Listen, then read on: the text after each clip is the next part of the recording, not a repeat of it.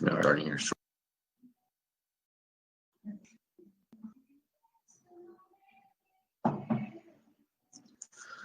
Good evening, ladies and gentlemen, and welcome to the one and the only Rumboyz Fantasy Network.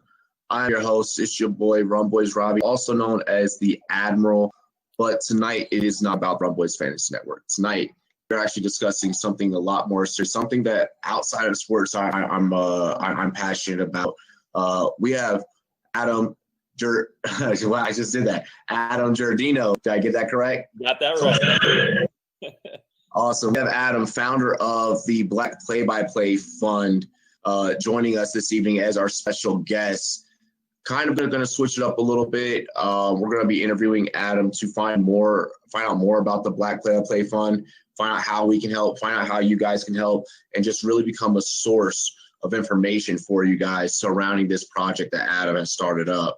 Adam, first, where can the people find you on social media? Yep, predominantly I'm at on Twitter at Adam Giardino. I'll spell that for you. It's Adam and then Giardino, and you can also follow the nonprofit. I'm starting up their Twitter account as well. We've got over 100 followers there. We're going to keep putting more content as we continue to do more stuff. But that's at Black PxP Fund. So you can follow me on Twitter. You can follow the fund on Twitter, and there's been a lot of really cool developments over the last couple of months since this thing started. Awesome. Now, I just kind of want to dive in first. About when did you get the idea for the Black Play-by-Play Fund? So, it's a question. It really came to manifest with the George Floyd murder and the protests that were happening nationwide. But the idea in some small part actually happened a couple of years prior. I've worked in minor league baseball, so I am the AAA voice for the New York Yankees, and I've worked in the minors for a decade. And, we go city to city and we work with all different broadcasters, all different teams. We're traveling with the team. We're doing all those fun things. But when we show up, it's us and the other broadcasters kind of talking shop before the game. And it's always another white guy, and it's never anything different. It's always just, again, another white male looking back at me. And it wasn't until women started getting hired in the minors, which has been a pretty good cause for celebration, that right now there are about a half dozen females that are calling minor league baseball games. It's an incredibly small number, but if you look back to 2013, that number was 0. So we're making progress there. And once that started to happen, that was when we kind of realized, right, there are women getting hired for these positions. And, it's not just a female getting hired into a male industry, it's females getting hired into an all-white industry to begin with. So right now in minor league baseball, there are 160 teams. There is one black broadcaster whose father is black, and that is it. And in the majors, there are 2. So you're talking over 200 jobs in professional baseball in the affiliated and major league ranks, where you've got 3. And, that's just an incomprehensibly low number. And that was where, with the George Floyd murder and those protests, I'm the type of person that I just wanted to do something tangible. And that's where the inspiration came, right? I mean, being at the protest, you feel empowered, but I still wanted to do something where I actually felt like I made a difference. So that was where it was, okay, what can I do? And broadcasting has been my life for the decade since I graduated college. And so that's where I decided to put my efforts. Awesome. I want to let everyone know in the chat really quick. I see that we got a couple of around our channel we call the Dono Hype. We got a little bit of donations going on in the chat. I want to let everyone know that I will be for this particular stream. I will be moving those funds over to the Black Play-by-Play Fund for this particular stream. So whether it's 20 cents, $2, whatever the case may be, will be moving over into their account. Tonight's broadcast is not about the Rumboyz Fantasy Network. It's about Black Play-by-Play and just being super informational. But if you guys want to support us, catch us tomorrow night for all of our craziness. I love that you brought up with recent events. And I kind of want to tie in how our channels kind of formulated for this exclusive opportunity for this interview. I myself and Nick, who knows me very well, very, very, very well, I had actually passed the Police Accountability Act that just got enacted here in Colorado Springs recently in my city, following the murder of George Floyd. I've been heavily active in community activism and even utilizing our podcast as a voice to just honestly speak out. I mean, this is my show for a reason. I can, kind of say whatever I want. It's different than in your world with different regulations. So I've utilized my opportunities that I've been given as a podcaster, just as a Black podcaster, to uplift my voice. And I wish that there was someone earlier on. I'm now going to be 30 next year. I wish that there was somebody back when I was 16, 17 that could have been like, hey, these are the steps that you take towards becoming a broadcaster. I had no idea, so I joined the military. It's really is admirable what you're doing. To be able to bring you looked at the protest, you're like, okay, I'm not the person to go out there and do some of the things that maybe be seen on the news, but I understand the voice of the oppressed. Here's how I can help. Here's how I can make change. So I really want to, give kudos and give big props to you. And as we say on our channel, big dilly over to you, Adam. Following the origin and how it got started, what have you guys kind of started putting together in works for the fund? I know that you have the grant, but what else are you guys working on outside that and even inside of that? Yeah, it's the origin story. Of course, it starts there where I explained, and then it was actually putting it into work. And I had this idea, but if it didn't get the support, what was really going to come of it? And so the timeline was that basically the protests for the George Floyd murder nationwide started over that particular weekend in early June and late May. And so by that following Tuesday, I sent out an email to about 30 colleagues in the industry, in minor league baseball specifically, and just said, hey, our industry is woefully misrepresented in terms of race, in terms of gender. So let's do something. And the idea that I had was I wanted to raise money for a grant. For those of you who don't know, in minor league baseball, when you first get out of college or when you first try to break into the industry, you're going to get a very, very, very low paying job. You're going to get a number 2 position somewhere working for a lead broadcaster. It's going to be for 6 months. It's going to be in terms of on the job learning and hands-on experience. It's going to be invaluable, but you need to come from a certain set of circumstances, not necessarily racial circumstances, but a certain set of circumstances in order to make this work for you. I was, graduating college, and I was making $600 a month, no health insurance, none of that. And I was fortunate where I didn't have to ever ask my parents for money. I was able to find an apartment. I was able to eat at the ballpark and eat more hot dogs that summer than I ever want to again. But, you make concessions, you make things work. But, I was on my parents' health insurance still, and I was through my mid-20s, which you're allowed to be. You're legally allowed to be on your parents' health insurance until you're 25, 26. And that, that was something my parents were able to do for me. So by just having that safety net, that's not something where my parents aren't paying, 10 grand and buying me a new car, but they were keeping me on their health insurance. They were doing little things. And, outside of baseball season, I was able to come home and live with them while I was building up the other part of my career, which has been the sports broadcasting. So again, all of that is just to say that when you get these jobs in minor league baseball, it was $600. And the next year I worked for a different team and it was $800. And it was $1,000 a month. So I'm still 6 months of work and I'm still not clearing $6 grand. And you have to come from a certain, again, just set of circumstances. So that's all to say that the grant was, hey, let's raise $3,000. If I have one of these early positions coming out of college and I got an extra $500 a month in my pocket just to make me feel a little bit better in case I pop a tire on the way to the ballpark, like that goes a long way for a lot of people. So that was the initial plan. And within 24 hours, I had basically 30 colleagues that were on board, ready to do this, ready to support it. And I thought, okay, let's try and go and expand this.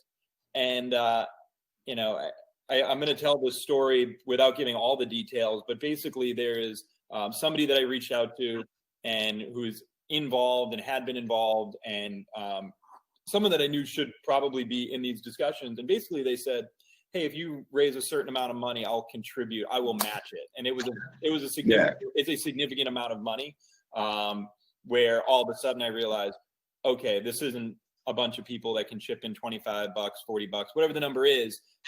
This is someone who's willing to contribute 4 figures. And, you know, there are people out there that are willing to support a cause like this. So that's the origin story.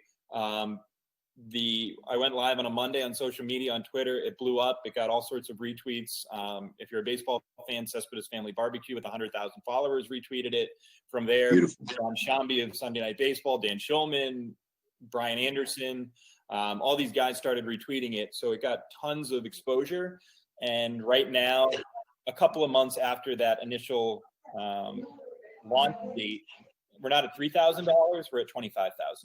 And so that's going to go towards scholarships for aspiring Black broadcasters, which is going to do what you said, where it's not just saying, hey, you graduated college and let's get you in the field. It's saying, let's cultivate a passion and let you know that something's possible, that, you know, if we can give a couple of aspiring Black broadcasters in college $1,000 towards their college loans, you know, not only does that help them financially, but it also reinvigorates them and reaffirms the fact that I can do this for a living. And that's really what we're trying to achieve. Absolutely. And one of the things that really got me early on in our interview was when you brought up the statistics and you brought up the numbers, and the fact that you were able to see the fact that it's one thing that when your boss puts a graph in front of you and it's like, so these are the numbers for the quarter and this is what we're looking at in terms of hiring and, you know, But then it's a completely another thing when you're sitting back and you look around in your office and you're like, oh, wow, I understand where these statistics are coming, where these stats are coming from. And I really love that it sounded like that the minor leagues, they had good reciprocation, a positive reciprocation towards the project. And it also goes back to Black voices have been so dominant in broadcasting since the early 1920s. You know, Sherman Maxwell, the very first Black sports broadcast announcer, had broadcasted for about 5 minutes a day at a Newark station, you know, just dropping stats, you know, and then that grew and that blossomed to him, you know, calling full-on Negro League games. You know, we look at even the guys that we look at today, you know, I grew up on Stuart Scott. You know, today the kids, they have Stephen A. Smith. So I think that it's definitely important, and it does something different when you see someone that looks like yourself on the screen. It's like, oh, wow, like I can do that. I want to do that. It reassures that hope. What has been mentioning the Stuart Scott thing, you know, when I talk to, it is a shame the number of broadcasters that I mentioned, that there are only 3 current active Black play-by-play voices in baseball. There are 2 others who I've reached out to as well that have broadcasted in the minors in the last handful of years. So, you know, again, I think it's pretty sheepish to be able to say, yeah, I talked to all 5 Black broadcasters who have called affiliated ball in the last almost decade of baseball. I mean, that's incomprehensibly low. But what it did allow me to do was talk to all of them and get their full experience. And the number of them that talked about Stuart Scott, which was really cool, because I didn't have that perspective. I mean, I grew up and loved Stuart Scott for what he was, but I didn't love him for the reasons that other people loved him. And I've been asked about, you know, what do you want this to achieve, the scholarship fund, and what can integrating and more infusing the Black voices into these positions, what can that do? And I think the answer is we don't know what it can do, because Stuart Scott was on SportsCenter, and up until that point, you know, yourself, other Black sports fans enjoyed SportsCenter. They watched and they loved it. And, you know, it was, but the point that was made to me was when we were watching it, it was all Seinfeld references and Friends references. And then Stuart Scott comes along, Black culture references, where myself and my friends are at school going, I wonder what he was talking about on SportsCenter last night or this morning, whatever it may be. And it felt like you were part of the in-group. And so that's the goal, is to make as many of these in-groups as possible, understand culture, understand people's backgrounds. And so I love that you brought up Stuart Scott, because I loved him and loved him for a totally different reason and a far less personal reason than you and other people that I've talked to. Absolutely, and that's what makes it amazing, and so amazing about what you're doing. Here it is, someone that's not a POC and clearly sees an issue and is looking at how they can change it. What I want to ask is, what does the future look like for the Black Play Fund? I know right now we're talking about ways that people are able to donate. I know that they can go to your Sportscaster channel and they can donate through there. You're working on it. You're going to have the website up as well, so on and so forth. But what does the future look like outside of it? Are we talking about projects where maybe we start bringing in young Black broadcasters to some of these booths? And, what does it look like? Yeah, I think the best way that we can make change in the short term is, when I talked about reaching out to my colleagues and seeing what their interest, gauging the interest, minor league baseball this year has had a really tough go of it. They don't have any games for the first time since the 1800s. So, obviously society and the world as a whole has shut down in many ways, minor league baseball not exempt. And so when I was reaching out for interest from a lot of these people, these are broadcasters that are currently furloughed. And so these are people that are without jobs right now and very likely without jobs until January or February of next year, when, fingers crossed, everything is back and looking like we're heading on a trajectory to baseball in the minors in 2021.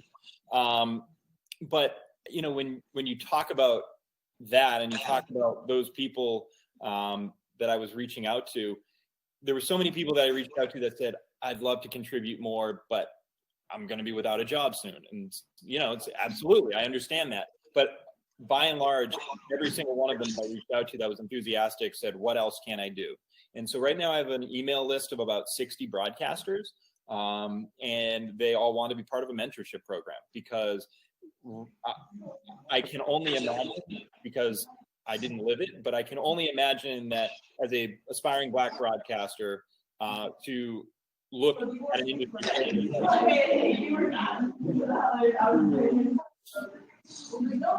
have the courage and reach out to somebody like, hey, we've got a decade of experience, pick your brain a little bit. That just doesn't, I feel like we need to make those connections.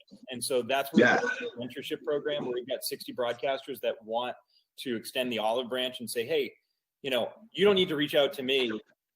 Whoever is going to, I'm going to assign these broadcasters different, these professional broadcasters, different college students, and say, let's connect this bridge. You're going to reach out to the college kid rather than the other way around. I get more kids reaching out to me, just sort of saying, hey, listen to my tape. What can you do? What do you give me for feedback? But that's not always the easiest conversation to have. So I want to make that reverse and make the professionals reach out to these aspiring Black broadcasters who, for any number of reasons, might not be, as you described, they look at these jobs and they don't see themselves in these things right now. So, making it clear that we want to be part of your growth as an aspiring broadcaster, that's a big part of the short-term goals for this. I completely agree. You can add me as another name to that list. I would glad to be able to get out there, because I remember starting off when, I'll never forget, October 10th. That'll be my now 2-year anniversary. Sitting at a desk in corporate America and wondering, I just wanted an out. And I luckily was fortunate enough to start this business and start this company, but nobody showed me how. I took all the lessons that were given to me from anything and everything from the prior announcers that came before me, all the way down to just lyrics and music about, just starting business and, getting that foundation up underneath you. And eventually, I didn't know all the answers, but I feel like I know a lot more than what I did 2 years ago. So I definitely second that notion. One of the biggest helps for me, I gotta shout him out, is Raj Groves from ESPN Los Angeles. He was a big mentor in my career. For 17 weeks of NFL season, he would take time from his ESPN LA schedule, and we would go through and we would do a hour show of picks, you know, and yeah, like that was instrumental in my growth, because it's like I'm sitting with someone that works for the, you know, a big dog in this industry. So we need more mentors. We need that to happen. I'm fortunate that I was able to be given that, and I was only able to be given that because honestly, I reached out on Twitter, and if it had not been for me reaching out, it probably wouldn't have happened. So I like that you know, you have a list of guys that are going to be getting out there. I'm always out there, you know, trying to help influence the next generation. So it's just awesome and beautiful. Before we wrap up and before we go, I really like to know, how can we help the Black Play That Play Fund a whole lot more, and how can the people in the chat and the people who are going to be viewing this later, how can everyone help donate? Where can they find you? All that good stuff. Yeah. The best way to donate right now is if you go to my current landing page. So the website that you described, it should be up in the next week. I've been working on it all week, and it's been it's a fun project, and it'll look really good once it's all done. That URL will be blackpxpfund.com, but for right now, you can go to my personal webpage, adamjardino.com/donate. Again, my last name is Giardino. If you go to my Twitter account, the tweet that was initially retweeted by a couple hundred people, that's pinned at the top of my account. So all the information is there as well. And yeah, I mean, the message that I have for people that are interested, that think this is a worthwhile cause, is reach out to me. Let me know if you have any ideas. You know, I was not and had not been part of the sportscaster community prior to one of your members, Ryan Martin, reaching out and saying, hey, I'm part of Sportscaster. I think this is a place where we can really spread the word and do some good things. So I'm really appreciative for what he was able to accomplish. And that was just somebody who I knew. You know, he's someone who's still in high school, but he's someone that I've been in touch with. He's from my hometown, and he came up with this great idea. And because of that, I've been able to get connected with you. I've been able to get connected with Nick Jupak and all the great people at Sportscaster. So, you know, I'm willing to have all these conversations and just talk to people. And you never know who's going to have a great idea that can help spark some change and really raise a lot of money or raise awareness, whatever it may be. There's a lot of good that can come with just getting on the phone with somebody for 10, 15 minutes. So donate money if you can. You know, and another quick aside is, I've never been on this side of fundraising. I listen to a lot of podcasts, not always a lot of sports podcasts. I try to listen to a lot of just everything. And, you know, no matter what podcast you listen to, at some point during the year, they're going to ask for donations. And you always hear the line, you know, it doesn't matter how big the donation is. And in my mind, it's always, oh yeah, I'd want to donate 20, 25 bucks. But the number of $5 donations that I received to help make this a $25,000 fundraising effort so far has been totally mind-blowing.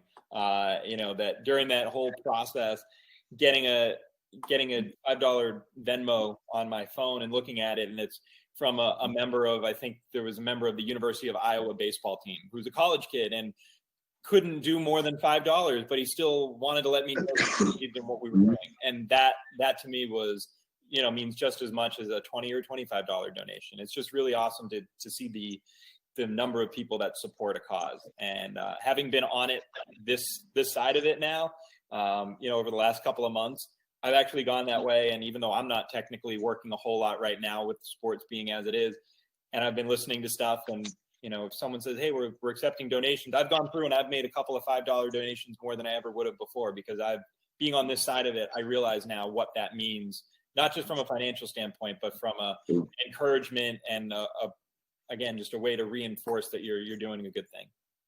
Yep. For those of you guys that get to pick your broadcasters out there here on sportscaster.com, tip your commentators.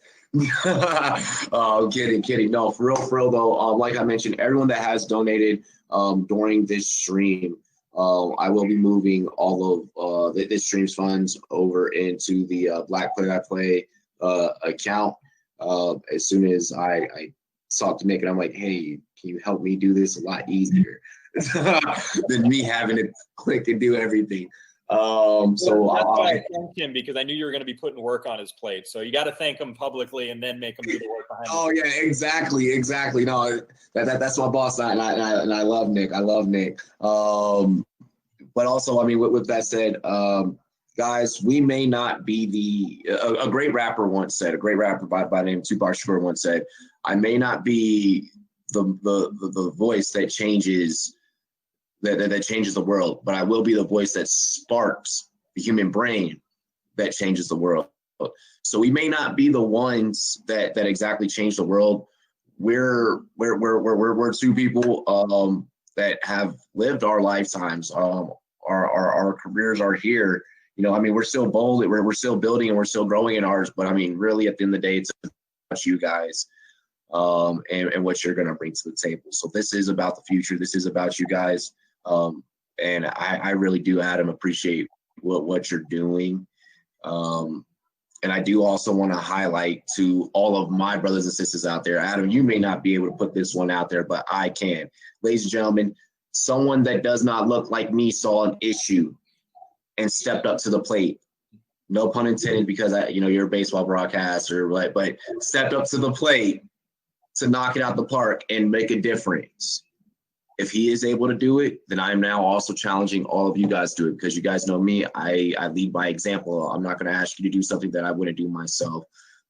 Adam, I appreciate you for leading by example, for having the integrity to put this project together and serve your community. It really does mean a lot, brother. I should be facing this way. I'm sorry. It means a lot, brother. Thank you. Greatly appreciate it from the Rumboyz Fantasy Network. Cheers to me. Cheers to you, all the Rumboyz and girls. What it do, dilly. We appreciate you guys. You can find us at Rumboyz, spelled ZNET. You can find Adam at the Black Play-by-Play Fund on Twitter, and at Adam Giardino on Twitter. And I will also be retweeting all about the Black Play-by-Play Fund, because the Rumboyz Fantasy Network will be full on backing them in any way possible. Thank you guys. Have a great rest of your evening. And 1 second here. And